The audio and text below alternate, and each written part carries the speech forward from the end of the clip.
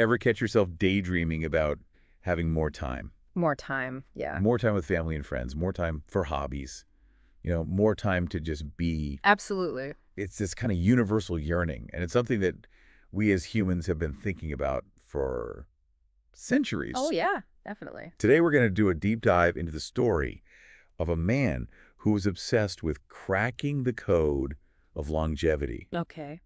Élie Metchnikoff. Oh, wow. He was a Nobel Prize-winning scientist who spent his whole life trying to understand and maybe even conquer aging. It's such a fascinating topic, isn't it? It really is. You know what's so interesting about Metchnikoff to me? What's that? He wasn't just like a brilliant scientist. He was kind of eccentric. Okay. And he had this almost utopian vision of a world where humans could live way, way longer than we do now.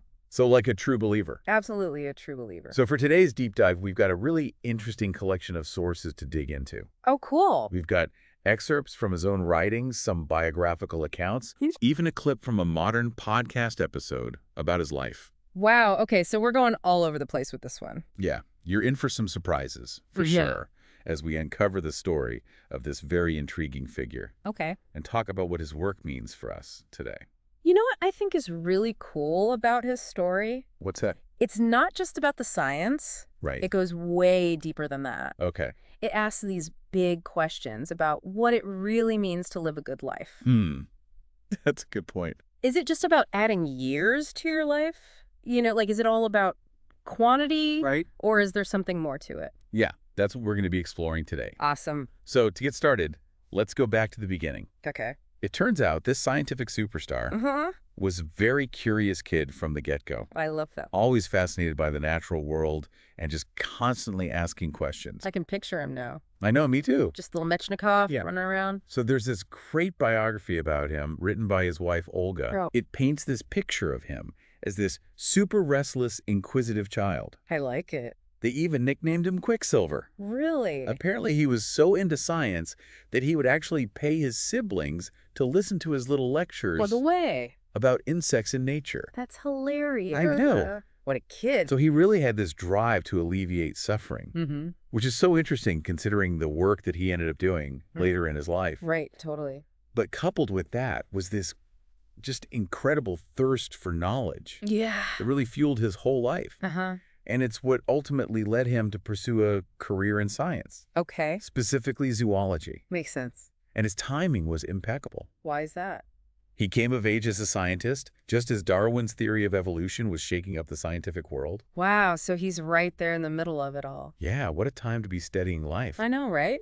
Can you imagine being a young scientist at that time? Oh, man. Having to grapple with this revolutionary idea that all life on Earth shares a common ancestor. That must have been so exciting. It was, and Metchnikoff was completely captivated by it. Yeah. And so his early research was all focused on testing and exploring Darwin's theory. Very cool. So we've got this brilliant, driven scientist, fascinated by the origins of life, but there's this pivotal moment that changes everything for him. Oh, really? He takes a trip to Italy to study starfish larvae. Starfish larvae? Yeah. Okay. He's on this island of Sicily. Nice. In his little cottage by the sea. Oh, sounds lovely. And he's peering at these tiny creatures under his microscope. I can picture it. And that's when he sees them. What does he see? These mobile cells. Oh. These phagocytes. Okay. Moving around inside the larvae.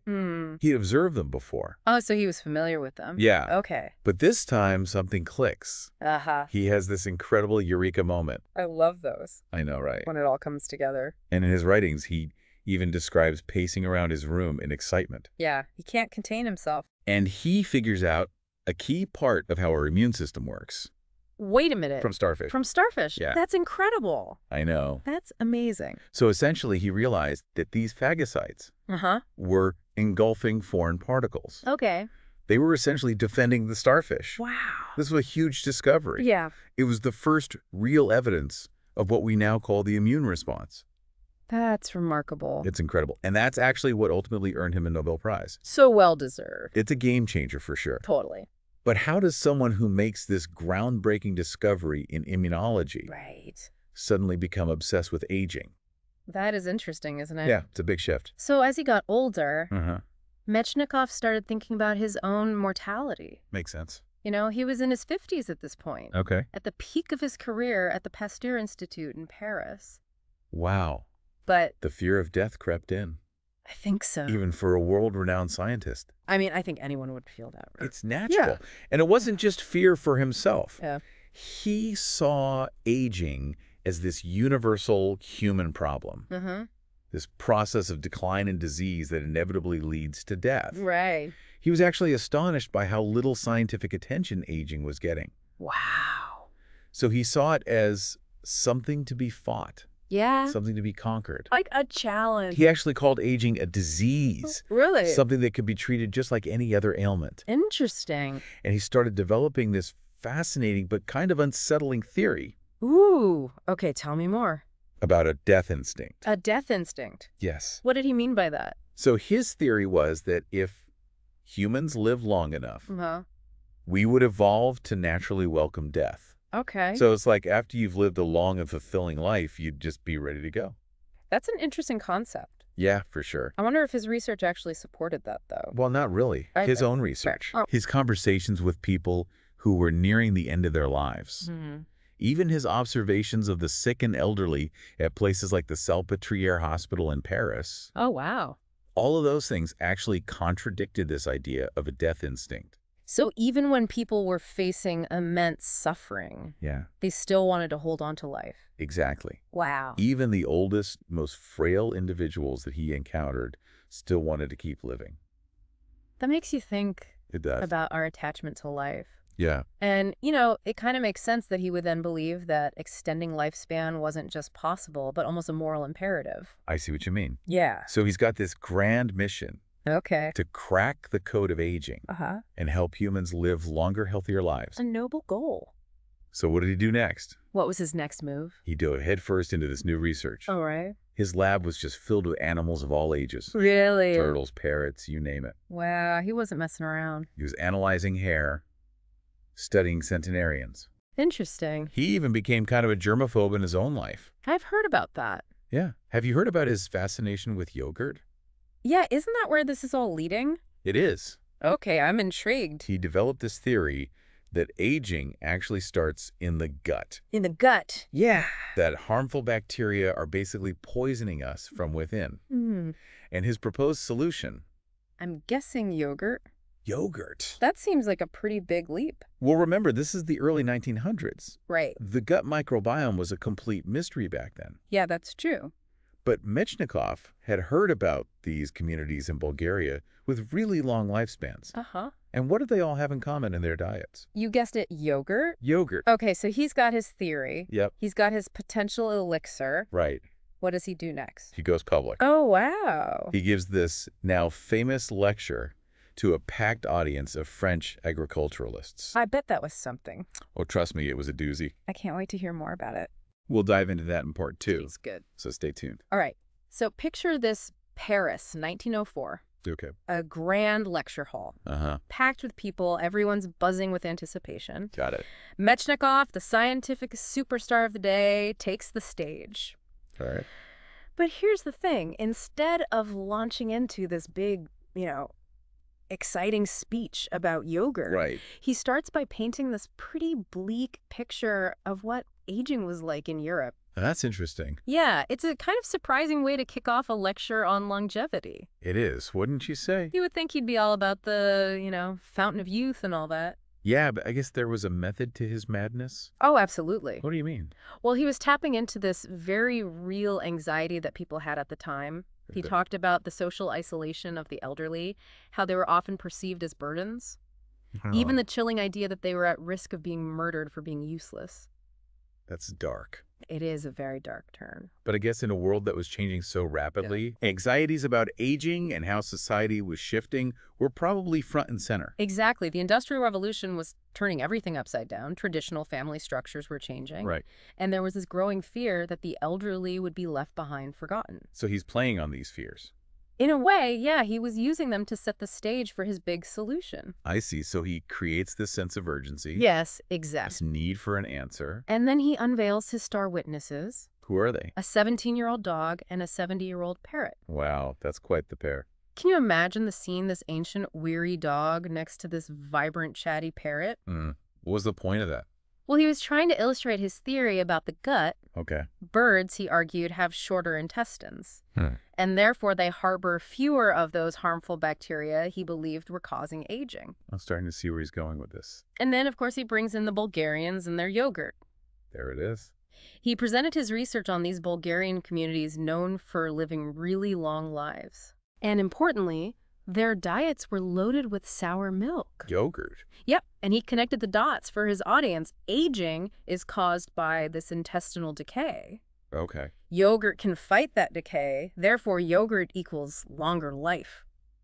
It seems a bit oversimplified, don't you think? Looking back, yeah, it definitely was. To say that one food holds the secret to longevity. Right, but remember, this was a time when nobody knew anything about the complexity of the gut microbiome. Yeah, it's true. But here's the thing, while Metchnikoff was a bit of a showman, he also tried to be careful. He presented his findings as theories, not hard facts. Okay. And he acknowledged that his research had limits. I bet those nuances got lost once the media got a hold of this story. Oh, absolutely. What happened? It was a frenzy. His lectures sparked a full-blown yogurt craze across Europe. Wow. Newspapers were running wild headlines. Doctors were prescribing yogurt for everything. Really? Even the cereal tycoon John Harvey Kellogg got in on the action. So it really became a cultural phenomenon. Overnight, practically. I guess it shows that people are always looking for easy answers. Especially when it comes to something as scary as aging. Right, a magic bullet. Exactly. But Metchnikoff was more than just a yogurt enthusiast. Okay. He was really wrestling with these profound questions about life and death. It makes sense. And that's actually what led him to seek out a meeting with the great Leo Tolstoy. Oh, wow. Writer.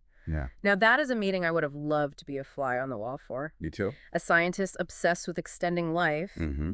and a literary giant known for his deep...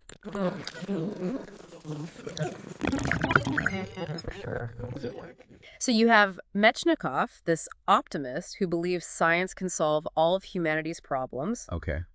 And then you have Tolstoy, the spiritualist, who sees life and death through this lens of acceptance and faith. Total opposites. Pretty much. Did they find any common ground? That's what I'm wondering. Well, they definitely had their disagreements. They spent a whole day together in 1909 debating science versus religion, the meaning of life, even morality. Wow, heavy stuff. But in the middle of all that, there was this surprising point of connection. Don't tell me they both love yogurt. They did. There's no way. It's almost funny, isn't it? It is. Two brilliant minds arguing about life's biggest questions, but they can bond over their love of fermented milk. That's great. It just goes to show that you can find common ground in the most unexpected places. So did their conversation lead to any big philosophical breakthroughs? Did Metchnikoff get the answers he was looking for? Yeah. Not really. Okay. Metchnikoff later wrote about their different worldviews. He acknowledged that Tolstoy stayed firmly rooted in spirituality, while he remained grounded in the material world.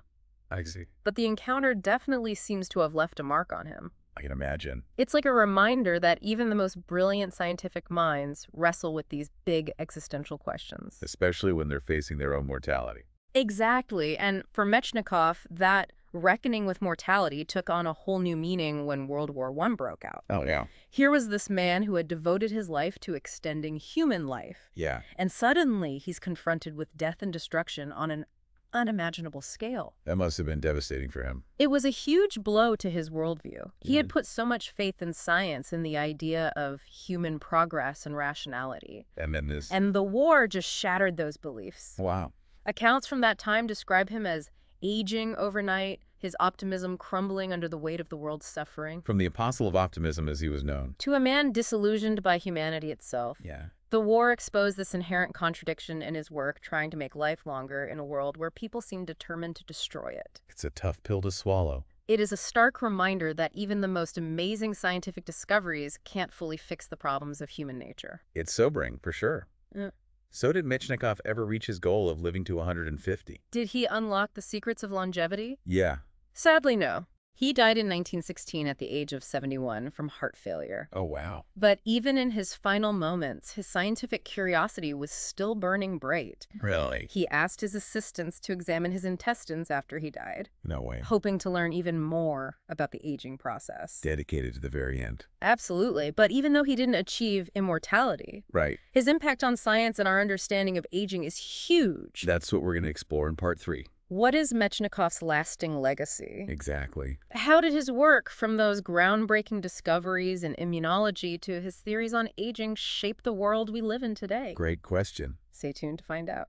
We've traveled from the lively streets of Paris to those quiet moments at Tolstoy's estate. It's been quite a journey. It is tracing the life of Élie Metchnikoff. A man who just couldn't let go of this desire to understand life and death. Yeah. And a scientist who made these incredible discoveries, but also, remained humble when faced with all the complexities of what it means to be human. So let's talk about his legacy. What impact did all of his work have on us today? Well, even though he didn't actually achieve his dream of, extending life radically, Right. his impact is undeniable. In what way? I mean, he's considered one of the founders of immunology. Yeah. When you think about it, his research on those tiny starfish larvae, Yeah. that laid the foundation for how we understand our bodies fighting off disease. That's pretty remarkable. It is, and his influence goes way beyond just immunology. Oh, really? He basically launched the whole field of gerontology. Gerontology. Yeah, the study of aging. I see. Before Metchnikoff, aging was just seen as this inevitable thing, this natural decline. Right. But he challenged that. He did. He said, no, aging is a problem to be solved. A process that we can potentially change or even conquer. So he really shifted our perspective on aging itself. He did. He reframed it completely. And while some of his theories, like the yogurt thing, were definitely oversimplified, For sure. they did get people talking. Yeah. And they helped pave the way for what we know today about gut health. It's funny how some of those ideas that seemed out there at the time Right. now seem to have some truth to them. Absolutely. We're learning more and more about how important the gut microbiome is. Yeah, for our overall health and even for how we age. Exactly. He was ahead of his time in a lot of ways. And I guess his enthusiasm, his willingness to challenge the status quo, really helped change how we talked about aging. And that's a conversation that's more important than ever now. Yes. We're living longer than ever before. That's true. And this quest to live even longer has become this global thing. It's like science fiction is becoming reality. It really is. I mean, we're seeing research into gene editing stem cell therapies. Wow. Even the idea of uploading our consciousness into machines. It's mind-blowing. It is. And Yeah. it brings up all these ethical questions, philosophical questions Yeah. that Metchnikoff himself was thinking about. What do you mean? Well, his death instinct theory, even though it wasn't really supported by evidence. It shows that he knew extending lifespan would have these huge implications for what it means to be human. That's deep. It is. I mean, if we could live way longer, what would that mean for our relationships, for our jobs, for our sense of purpose? Big questions for sure. And they're questions we can't ignore as science keeps pushing the boundaries. Right. It's amazing how Metchnikoff's ideas are still relevant today. Yeah. There's even a famous bet going around among scientists Oh, really? What is it? about whether someone alive in the year 2000 will make it to 2150. Wow. It shows that we're still fascinated by this idea of longevity. So we're still wrestling with those same fundamental questions that he was thinking about over a century ago. It seems like what does it mean to live a good life? Right. Is it just about living longer, or is it about something more? Maybe it's not about how long we live, but how we choose to live the time that we have. How we connect with others, how we make a difference in the world, how we find meaning. I think so. Metchnikoff may not have found that magical fountain of youth. He left us with a powerful legacy. He showed us what scientific inquiry can do. Yeah. But he also reminds us that there are these bigger questions about meaning and purpose that science can't answer on its own. His story is a great reminder that this quest for knowledge, for understanding life and death. It's an ongoing journey for all of us. Well said. As we wrap up this deep dive into the life and legacy of Élie Metchnikoff, we want to hear from you. What surprised you the most about his story? Yeah, and what do you think about this idea of extending lifespan? Share your thoughts with us on social media using #TheDeepDive. And be sure to subscribe for more deep dives into the fascinating world of knowledge. Until next time.